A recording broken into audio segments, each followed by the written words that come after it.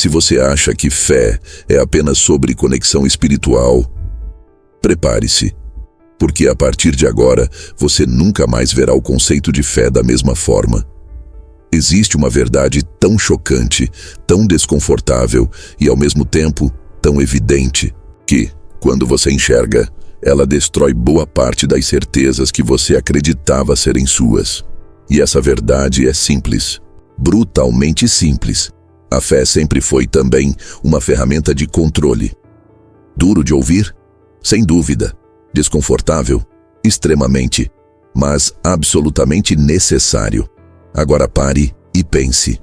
Quem controla o que as pessoas acreditam, controla o que elas pensam, o que elas fazem, o que elas aceitam e até o que elas suportam sem questionar.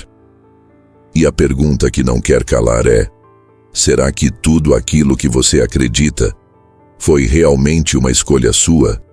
Ou foi uma ideia cuidadosamente plantada, desde muito antes de você saber pensar por si? Maquiavel sabia disso.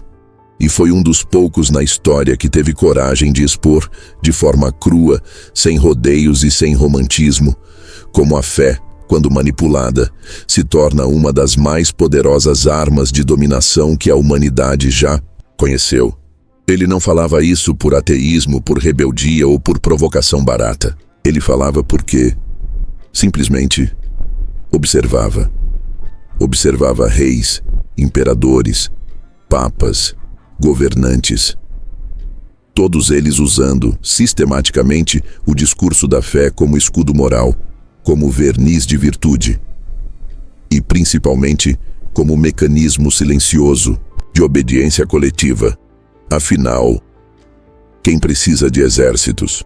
Quando se tem uma população inteira que acredita que obedecer é uma virtude divina, que questionar é pecado, que sofrer, se submeter e aceitar injustiças é, na verdade, uma prova de fé.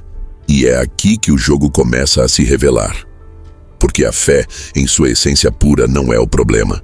A fé é uma ponte, uma busca, uma conexão com o que está além. Mas, quando ela é sequestrada pelo poder, ela deixa de ser caminho de libertação e se torna corrente invisível. E talvez você nunca tenha percebido, mas olhe ao redor. Quantas vezes na história da humanidade guerras foram travadas em nome da fé? Quantas pessoas foram torturadas, queimadas vivas, assassinadas, silenciadas, não porque eram más, mas porque ousaram questionar as verdades sagradas impostas por quem detinha o controle da crença? Quantas leis, quantos costumes, quantas regras foram, e ainda são, justificadas não por lógica, não por ética, mas simplesmente porque Deus quis assim, ou porque está escrito, ou porque sempre foi desse jeito. Maquiavel enxergava com clareza assustadora que nada molda tanto o comportamento coletivo quanto o medo e a esperança. E a fé é justamente a engenharia perfeita que mistura esses dois elementos: medo do inferno, esperança no paraíso, medo da punição divina, esperança na salvação eterna, medo de errar, esperança de ser aceito, amado, salvo. E, enquanto as massas estão ocupadas tentando se purificar, se santificar, se enquadrar, quem está no topo do jogo simplesmente observa e controla. Controla sem algemas, sem grades, sem violência. Porque o controle agora está dentro da mente, dentro da consciência, dentro da alma. E é aqui que o conceito de ilusão do sagrado faz todo sentido. Porque, quando a fé deixa de ser uma jornada interna e passa a ser um sistema externo, rígido, imposto, ela se torna uma ilusão funcional. Uma ilusão que não questiona, que não desafia, que aceita, que suporta, que se submete. E essa é talvez a maior genialidade da manipulação baseada na fé. Ela não precisa de coerção física, não precisa de cárcere. Porque ela cria um cárcere mental. E quem está preso na própria mente nem sequer percebe que é prisioneiro. Maquiavel descrevia isso de forma quase cirúrgica. Ele sabia que, para um príncipe ou qualquer líder, manter o controle era fundamental que as pessoas acreditassem. Não importa exatamente no quê, mas que acreditassem, que tivessem fé, que sentissem que estavam sendo guiadas por uma mão maior, por uma moral superior, que, coincidentemente, sempre beneficiava os que estavam no topo. E se você acha que isso é coisa do passado, se engana. Essa estrutura nunca deixou de existir. Ela apenas mudou de roupa, mudou de discurso, mudou de formato. Hoje, a manipulação pela fé pode não vir mais necessariamente dos altares tradicionais, embora ainda venha. Ela pode estar nos discursos motivacionais vazios, nas promessas de prosperidade fácil, nas seitas disfarçadas, de desenvolvimento pessoal, nas doutrinas que oferecem salvação em troca da sua liberdade de pensar. E aqui surge uma pergunta que poucos têm coragem de fazer. Se sua fé te faz crescer, questionar, evoluir, expandir, ela é libertadora. Mas, e se ela te faz obedecer, se calar, aceitar, temer, ela é fé ou é controle? Essa pergunta não tem resposta pronta, porque ela não é para ser respondida. Ela é para ser sentida, para ser digerida, para ser desconstruída ou reconstruída dentro de cada um. E se até aqui você começa a perceber que a fé, em mãos erradas, se transforma na mais sofisticada ferramenta de dominação que o mundo já viu, então se prepare. Porque o que vem a seguir vai te mostrar exatamente como os grandes líderes desde os tempos antigos usaram e ainda usam a fé das massas como peça central no jogo do poder. E é exatamente sobre isso que nós vamos falar agora. Se existe algo que Maquiavel sabia como poucos, é que controlar pela força tem um custo altíssimo. Exércitos são caros, armas enferrujam, muros podem ser derrubados, mas controlar pela crença, pela fé, é infinitamente mais barato, mais eficaz e mais duradouro. E é exatamente por isso que desde os primórdios da civilização, os grandes governantes, de reis a imperadores, de líderes políticos a chefes de Estado, sempre incentivaram, alimentaram e protegeram sistemas de fé. Não por espiritualidade, não por compaixão, mas porque sabiam que quem controla no que as pessoas acreditam, controla tudo. Maquiavel era absolutamente claro quando escrevia que para manter a ordem, o príncipe deveria parecer virtuoso, justo, piedoso, mas não necessariamente ser. Porque o que realmente importa não é a verdade dos fatos, mas sim a percepção que as massas têm sobre o poder. E que ferramenta melhor existe para moldar percepções do que a fé? Afinal, quando você faz alguém acreditar que sua autoridade não vem de você mesmo, mas sim de algo divino, superior, sagrado, essa pessoa não apenas obedece, ela obedece com gratidão. Obedece acreditando que está fazendo a coisa certa, que está, na verdade, cumprindo um dever moral, espiritual, até sagrado. E aqui mora uma das estratégias mais chocantes da engenharia social através da fé. Transferir a origem do poder. Não é mais o rei que exige obediência, é Deus. Não é mais o governante que dita as regras. São as escrituras, os mandamentos, os dogmas, que coincidentemente foram interpretados e definidos pelos próprios detentores do poder terreno. Percebe o jogo? E Maquiavel, observando isso nos bastidores do Renascimento italiano, percebeu que essa manipulação não era a exceção, era a regra. Ele via como a igreja e os estados se entrelaçavam, como o púlpito e o trono trabalhavam lado a lado, não para libertar as pessoas, mas para garantir que cada um permanecesse exatamente onde deveria estar. E isso não é teoria. É história. Basta olhar para qualquer império de qualquer época. O Egito Antigo, com seus faraós considerados deuses vivos. O Império Romano, com seus césares que recebiam culto quase divino. A Idade Média, onde reis eram ungidos por Deus e qualquer questionamento à sua autoridade era automaticamente um pecado. E não se engane, isso não desapareceu. Hoje, o discurso pode ter mudado de roupagem, mas a estrutura permanece. Líderes carismáticos que se colocam como escolhidos, como enviados, como portadores de uma missão divina. Discursos que dizem: não me questione, questione Deus. Ou, se você é contra isso, então você é contra o bem, contra a luz, contra o próprio sentido da vida. E aqui surge um mecanismo psicológico devastador. Porque, quando a obediência se torna uma virtude espiritual, a rebeldia passa a ser interpretada como um pecado. E quando questionar é pecado, quem se atreve a questionar?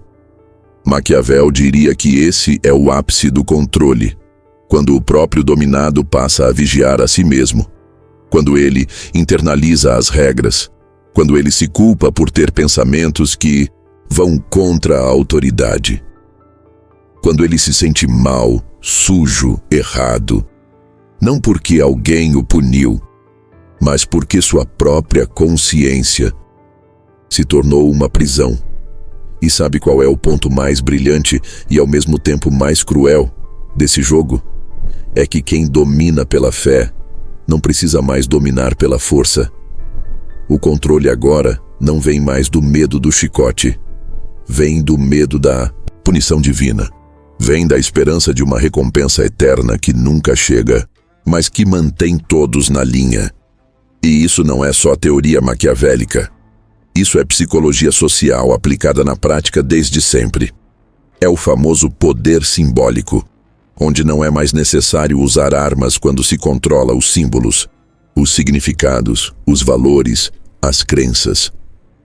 Maquiavel observava que os líderes mais inteligentes eram aqueles que sabiam parecer justos, compassivos, religiosos, mesmo que nos bastidores agissem movidos por interesses, estratégias e, muitas vezes, pela pura manutenção do próprio poder.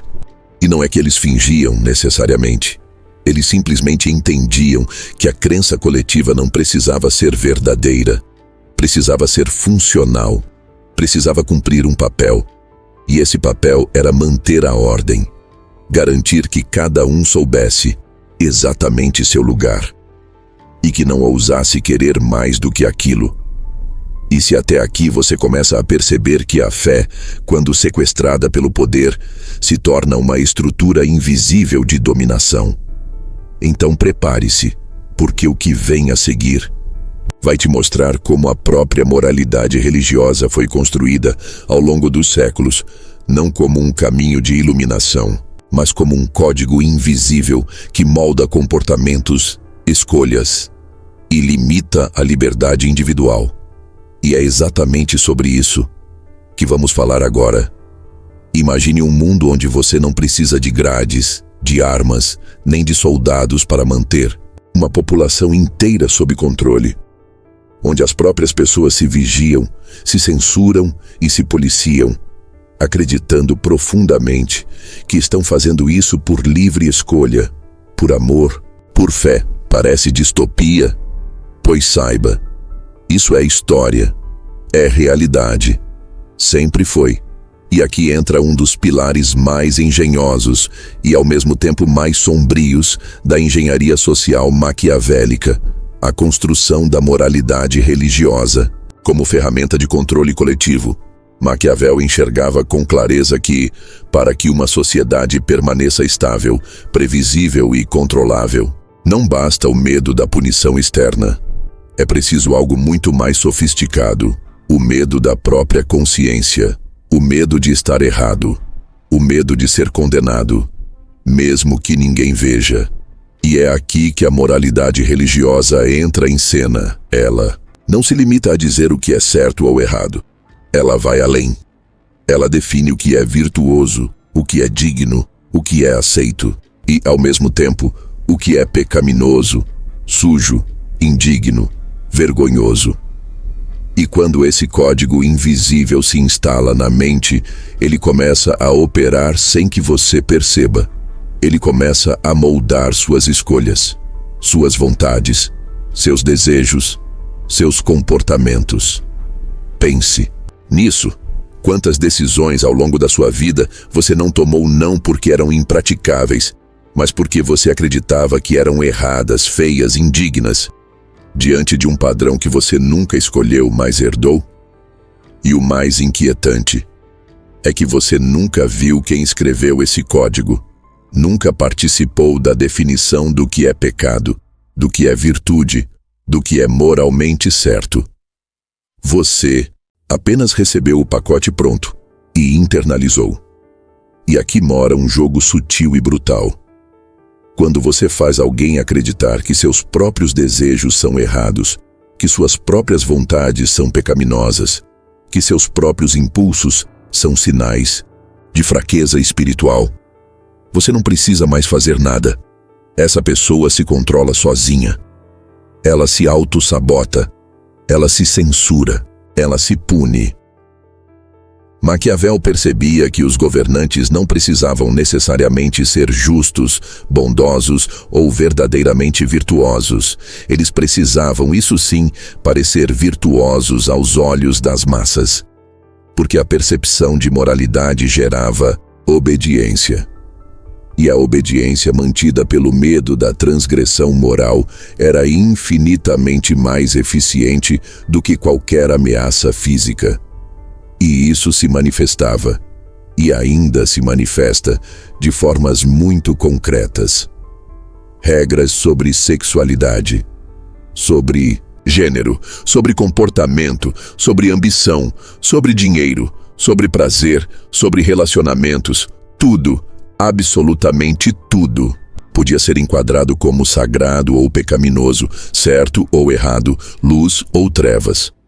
E veja bem, não estamos falando aqui da espiritualidade pura, da conexão autêntica, da busca interna. Estamos falando de como essa espiritualidade foi sistematicamente sequestrada e convertida em um manual de obediência social. Perceba, quando alguém acredita que desejar mais, querer crescer, se destacar, conquistar liberdade ou autonomia é pecado, arrogância, soberba, essa pessoa automaticamente se coloca num lugar de submissão. Ela se contenta com pouco. Ela se limita. Ela se sacrifica, acreditando que isso é virtude. E o mais cruel é que ela nem percebe que está presa, porque a prisão não tem muros, não tem grades, não tem cadeados. A prisão está na mente, está na culpa, está no medo. E o efeito disso é devastador, porque você não controla apenas o que as pessoas fazem. Você controla o que elas querem, o que elas sonham, o que elas acham que merecem. O que elas se permitem experimentar na vida é um controle muito mais profundo, muito mais eficiente e infinitamente mais difícil de quebrar. E aqui, Maquiavel faz um alerta que ecoa até hoje. Quando a moralidade é definida por quem detém o poder, ela deixa de ser um caminho de evolução e se torna um trilho, onde cada indivíduo é conduzido de olhos vendados, acreditando estar seguindo sua própria vontade, quando na verdade está apenas obedecendo ao roteiro que lhe foi imposto. E talvez agora você comece a perceber que muitas das coisas que você acreditava serem escolhas nunca foram escolhas. Foram condicionamentos, foram implantações invisíveis, foram scripts herdados de gerações que, por sua vez, também nunca tiveram a chance de questionar. E aqui surge a pergunta inevitável e brutalmente libertadora: o que na sua vida é de fato escolha sua? E o que é apenas fruto do condicionamento que você recebeu, disfarçado de fé, de moral, de verdade? Se essa pergunta te incomoda, é porque ela cumpre seu papel. Porque ela não é para gerar conforto, é para gerar consciência. E se até aqui você começa a perceber como a moralidade religiosa foi, e ainda é, um código invisível que molda comportamentos coletivos, então prepare-se. Porque o que vem agora é ainda mais perturbador. Agora, vamos entrar num território onde o controle se aprofunda de forma quase absoluta, onde não se controla mais apenas comportamentos, mas os próprios limites da liberdade humana. É o território onde se descobre como o medo do inferno, do castigo, da condenação eterna, se torna uma prisão tão poderosa que faz as pessoas viverem acorrentadas a uma cela que elas mesmas acreditam ser proteção. E é exatamente sobre isso que nós vamos falar agora. Existe uma força silenciosa, invisível e extremamente poderosa que moldou e continua moldando o comportamento humano em uma escala tão profunda que poucos sequer percebem estar sendo conduzidos por ela.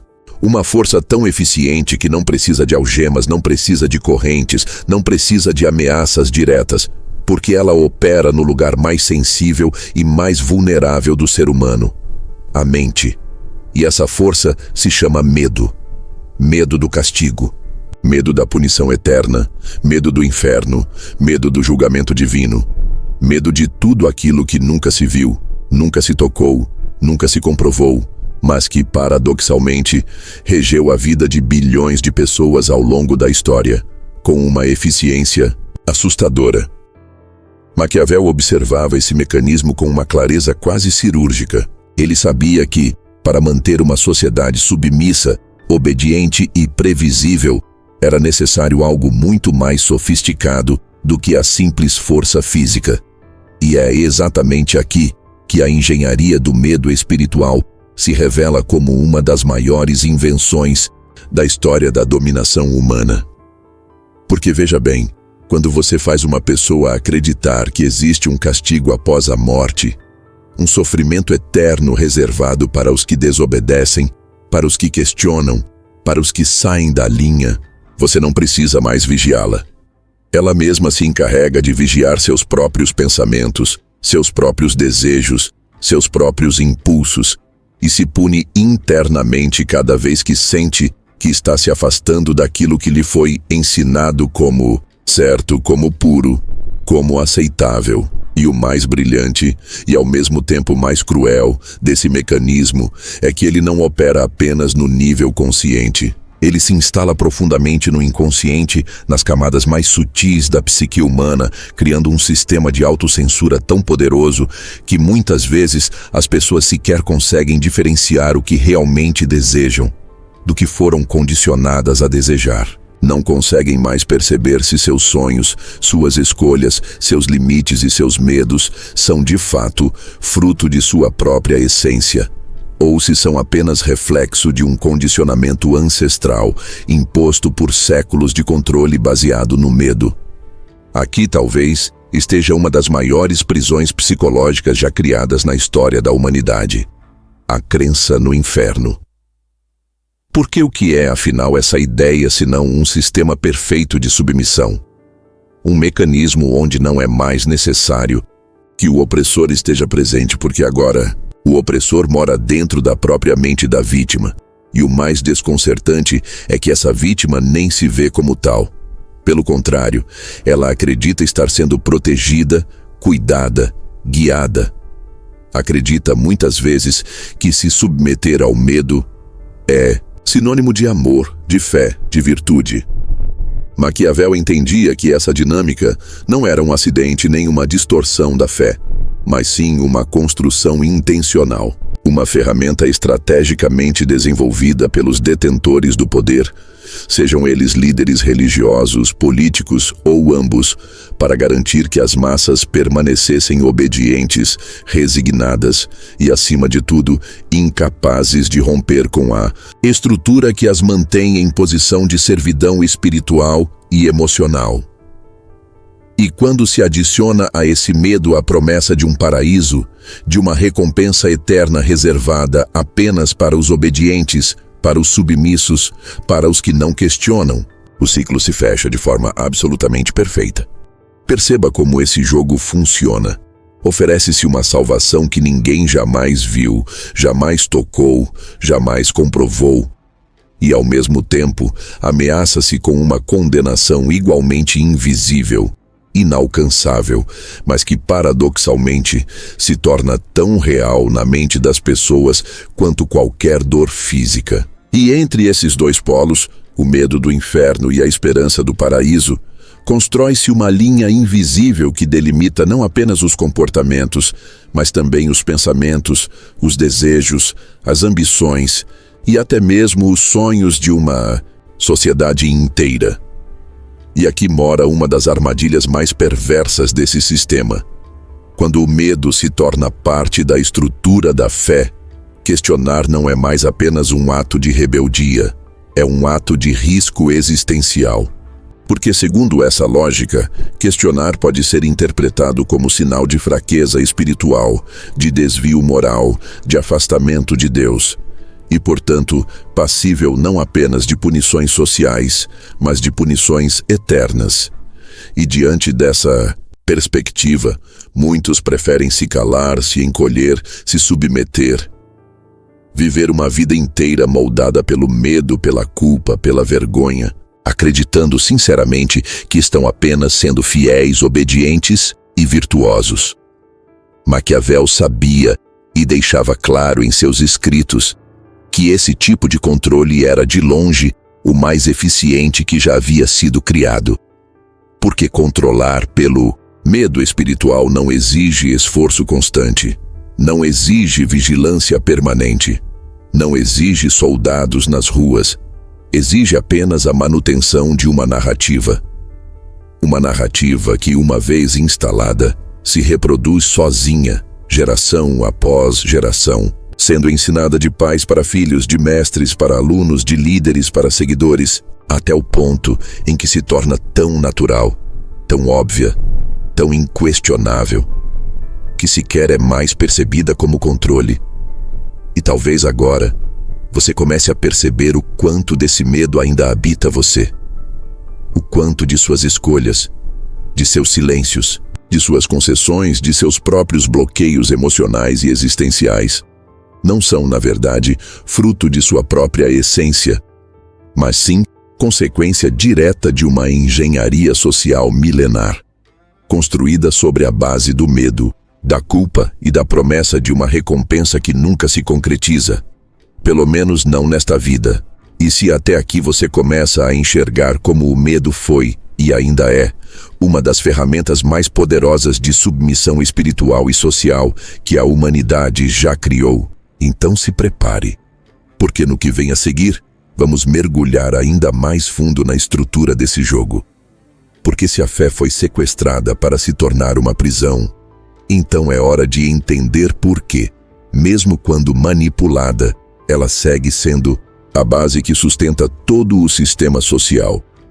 E é exatamente sobre isso que nós vamos falar agora. Existe uma pergunta que, quando feita com honestidade brutal, desmonta ilusões que muitos passaram a vida inteira protegendo. Se a fé foi, historicamente, sequestrada, distorcida e usada como ferramenta de controle, então, por que ela ainda persiste? Porque ela continua sendo o pilar central das sociedades, atravessando milênios, impérios, revoluções e mudanças culturais. E a resposta, por mais desconfortável que seja, é assustadoramente lógica. Porque além de controlar, a fé oferece algo que o poder jamais conseguiria sustentar sozinho: estabilidade, ordem, previsibilidade, sentido. Maquiavel observava isso com uma clareza desconcertante. Ele sabia que o ser humano, quando confrontado com o vazio, com o desconhecido, com a imprevisibilidade da vida, entra num estado de pânico existencial. Porque viver, no fundo, é encarar diariamente a incerteza, a dor, a perda, a morte. E pouquíssimos, conseguem suportar esse peso sem a anestesia psicológica que uma crença oferece. E é exatamente nesse ponto que a fé, mesmo quando manipulada, cumpre uma função social absolutamente indispensável. Ela não serve apenas ao opressor. Ela serve também à necessidade coletiva de sentido, de ordem e de proteção emocional contra o caos da existência. Pense comigo. O que acontece quando você retira de uma sociedade toda e qualquer ideia de propósito, de recompensa, de justiça transcendental? O que sobra? O vazio. E esse vazio é insuportável para a maioria. E é por isso que a fé não se mantém apenas pela imposição, pela doutrinação ou pela chantagem espiritual. Ela se mantém, sobretudo, porque cumpre uma função psicológica fundamental. Oferece respostas, ainda que ilusórias, para perguntas que racionalmente não têm resposta. Ela diz à pessoa que sua dor não é em vão, que seu sofrimento tem um propósito, que sua obediência será recompensada, que seu esforço, sua renúncia, sua submissão não são apenas sacrifícios, mas sim investimentos numa recompensa futura. E é aqui que o jogo se torna ainda mais sofisticado. Porque a fé, nesse contexto, não é apenas uma ferramenta de controle vertical, onde o líder controla o liderado. Ela se transforma num tecido invisível que costura toda a estrutura social. Ela gera coesão, gera comportamento padronizado, gera uma rede de significados que faz com que bilhões de pessoas que sequer se conhecem ajam de maneira semelhante, sigam regras semelhantes, compartilhem os mesmos limites, os mesmos medos, as mesmas esperanças. Tudo sem que precisem de um controle externo permanente. Maquiavel, em sua frieza analítica, sabia que um povo sem fé, seja ela qual for, se tornaria em pouco tempo um povo ingovernável. Porque sem a âncora simbólica que a fé oferece, as pessoas são obrigadas a encarar uma realidade nua, crua e muitas vezes insuportável. A de que não existe um juiz cósmico anotando seus acertos e erros, não existe um plano secreto que justifica suas dores, não existe um paraíso esperando os obedientes, nem um inferno ameaçando os rebeldes. E encarar essa verdade, para a maioria, é simplesmente insustentável. E é exatamente por isso que a fé, mesmo quando usada como mecanismo de manipulação, não é destruída. Porque, no fundo, ela também cumpre um papel de proteção psicológica, de conforto existencial, de anestesia contra o desespero do vazio. E, sejamos brutalmente honestos, muitos preferem essa anestesia. Preferem viver dentro de um sistema previsível, onde existe um Deus que observa, que julga, que recompensa, que pune, do que encarar a possibilidade desconcertante de que talvez ninguém esteja no comando. E aqui surge uma das maiores ironias desse jogo. A mesma fé que serve para controlar, também serve para sustentar. Ela é, ao mesmo tempo, corrente e sustentação. Prisão e amparo. Ela limita, mas também protege.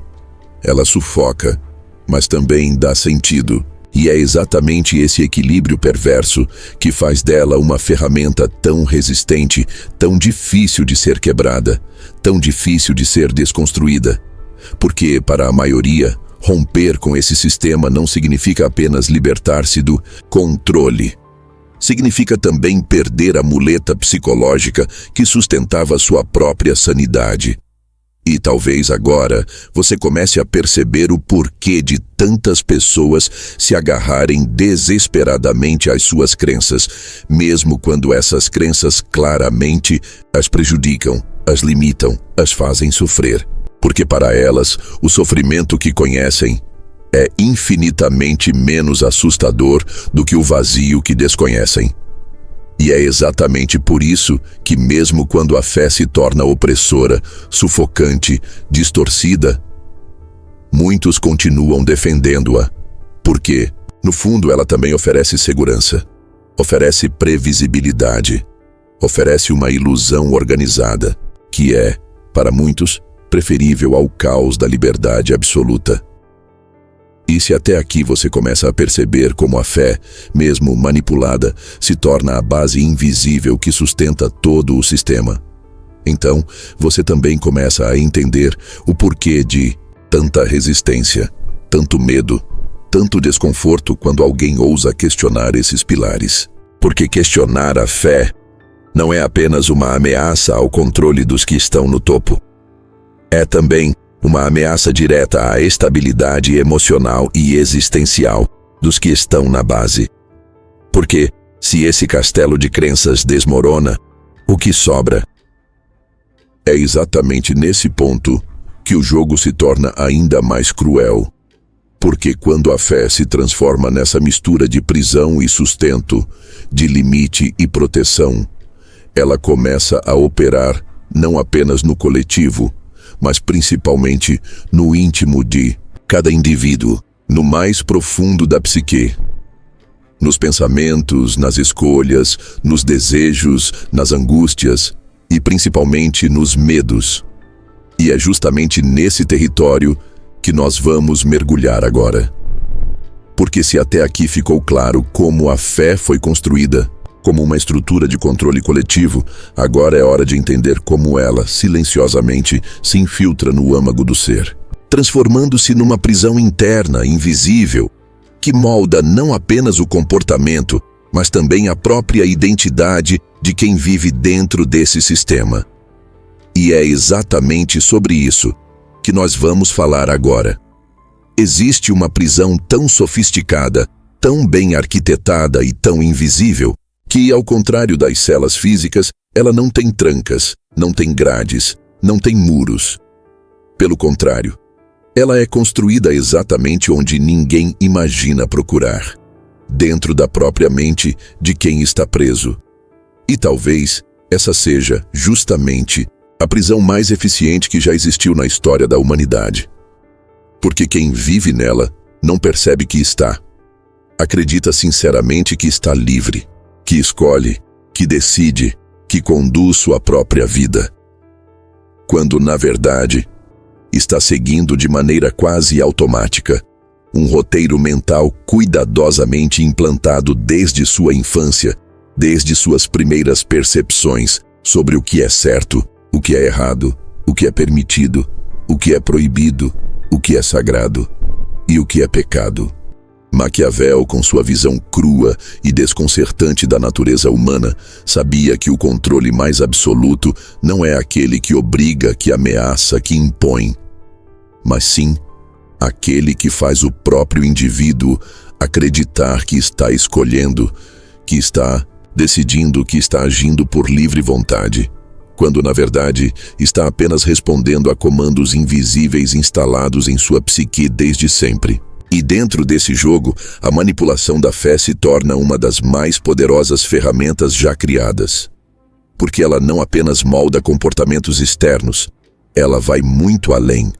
Ela molda identidades. Ela define quem você acredita que é. Quem você acha que deve ser. Quem você julga que precisa ser para ser aceito, amado, salvo.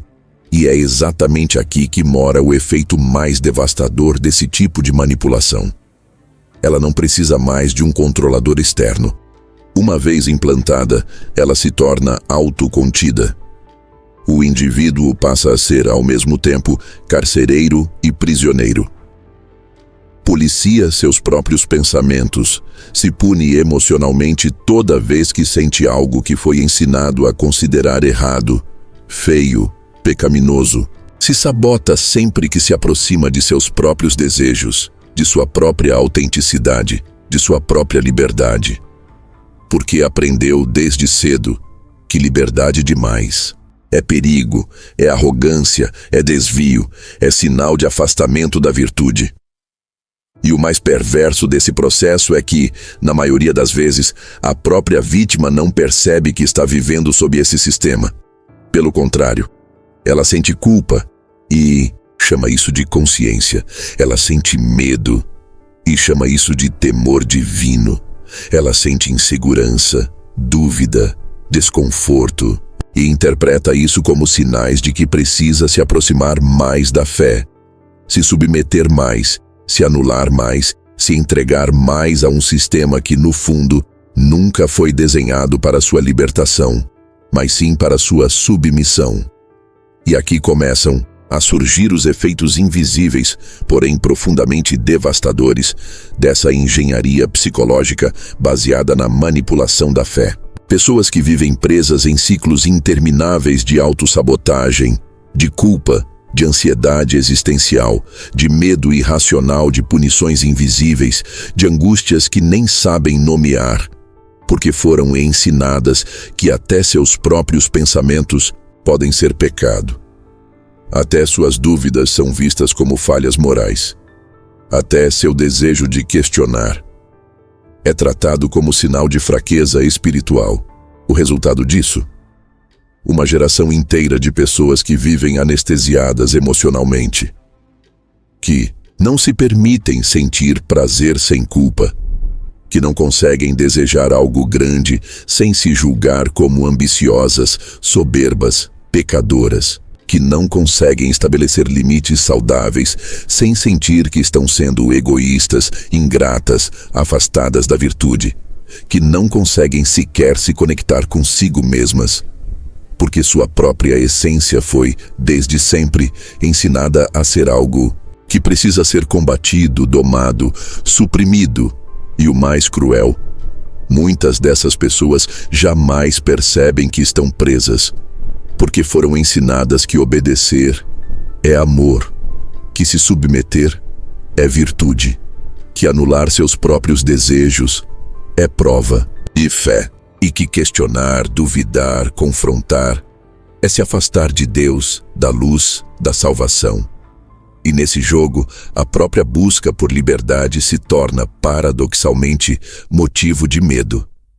Porque, segundo essa lógica, quanto mais livre você tenta ser, mais próximo do erro, do pecado, da perdição, você se sente.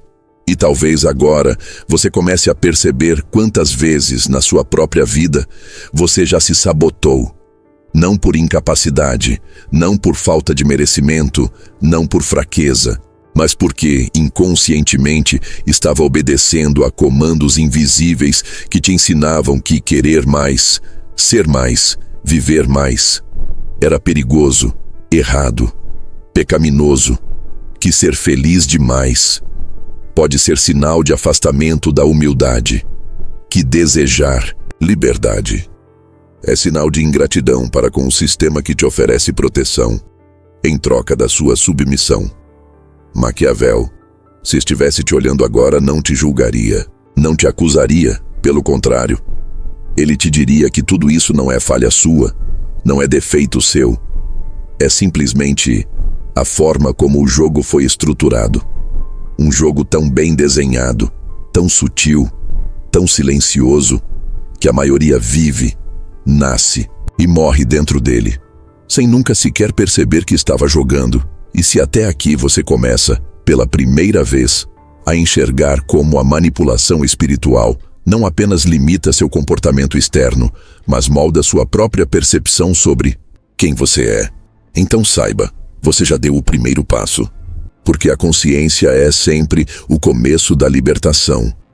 Mas essa consciência por si só não é suficiente. Porque agora surge a pergunta mais brutal, mais desconfortável e, ao mesmo tempo, mais libertadora de todas. Como saber se a sua fé te liberta ou se, na verdade, ela te aprisiona? Como diferenciar aquilo que te conecta com sua essência daquilo que te mantém acorrentado em nome de uma suposta virtude? E é exatamente sobre isso que nós vamos falar agora. Chega um momento inevitável, inadiável, inegociável, em que todo ser humano que busca viver de forma consciente, lúcida e livre precisa, obrigatoriamente, encarar uma das perguntas mais desconfortáveis que podem existir.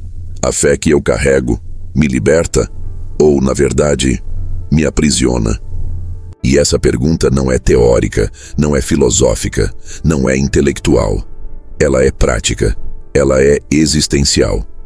Ela está silenciosamente moldando cada decisão que você toma, cada limite que você se impõe, cada desejo que você sufoca ou que você permite florescer. Porque veja, uma fé que te liberta nunca vem acompanhada de medo. Ela não te faz se curvar, não te faz se anular, não te faz se sentir pequeno, indigno, sujo, errado por simplesmente ser quem você é. Uma fé que te liberta, te conecta com sua própria essência.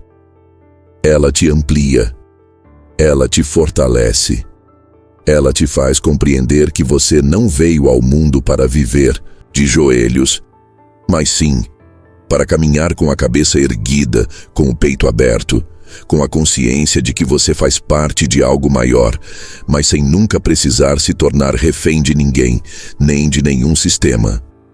Agora, o outro lado é sombrio. Uma fé que te aprisiona se apresenta quase sempre disfarçada de virtude. Ela te promete proteção, mas na verdade te oferece uma cela dourada.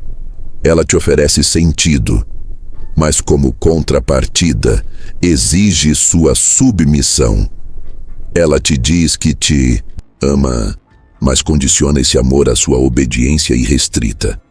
Ela te promete salvação, mas à custa da sua autonomia, da sua liberdade, da sua própria capacidade de pensar, sentir, desejar, escolher.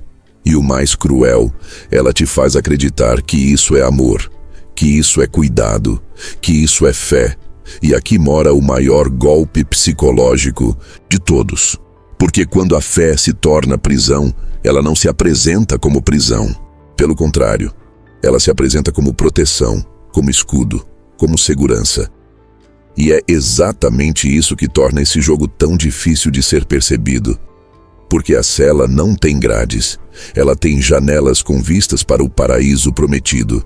Ela tem tapetes que falam de amor, de virtude, de humildade, de submissão. Mas quando você olha com olhos mais atentos, mais lúcidos, mais corajosos, percebe que, atrás de tudo isso, existe apenas uma coisa: controle. E talvez agora, a pergunta que te atravessa seja ainda mais desconcertante. Como eu sei se a fé que eu carrego é ponte ou se ela é corrente? E a resposta não. Está nos livros, não está nas escrituras, não está nos discursos, não está no que te disseram, nem no que te ensinaram. Ela está dentro de você, porque o corpo sabe, a mente sente, o coração percebe. Toda vez que sua fé te faz encolher, te faz ter medo de existir, de desejar, de ser quem você é, ela não está te libertando, ela está te sufocando. Ela está te impedindo de viver a experiência mais sagrada que qualquer ser humano pode ter. A de ser inteiro, a de ser livre, a de ser dono da própria consciência. E não se trata aqui de abandonar a fé. Não se trata de se tornar cético, cínico, descrente. Pelo contrário, trata-se de compreender que existe uma fé que conecta e uma fé que aprisiona. Uma fé que expande e uma fé que limita, uma fé que te aproxima do divino, do sagrado, da tua própria essência, e uma fé que, disfarçada de espiritualidade, não passa de uma extensão invisível das mesmas estruturas de controle que regem o mundo desde sempre. Maquiavel sabia que, no jogo do poder, a fé sempre foi, e continua sendo, uma das peças mais valiosas do tabuleiro, porque ela opera no nível mais íntimo da psique humana. E justamente por isso, ele sabia que quem aprende a enxergar esse jogo não apenas se liberta dele, como também se torna absolutamente incontrolável. Porque uma vez que você percebe onde estão as correntes invisíveis, você também aprende a escolher quais delas você aceita carregar e quais você decide romper. E aqui surge o ponto mais libertador de toda essa reflexão. A liberdade não é algo que te dão. A liberdade é algo que você toma, é algo que você reivindica, é algo que você constrói todos os dias quando escolhe de forma consciente viver uma vida que faz sentido para você. E não apenas uma vida que obedece aos roteiros que escreveram para você antes mesmo de você nascer. E talvez agora você perceba que este não é apenas um vídeo, uma reflexão ou uma provocação intelectual. Isso aqui é um espelho colocado na sua frente para que você olhe com toda a honestidade para sua própria história, para suas próprias crenças, para seus próprios limites e pergunte sem medo, sem desculpas, sem fuga: o que na minha vida é realmente meu? E o que eu estou carregando apenas porque me disseram que era sagrado, que era certo, que era moral, quando na verdade nunca foi?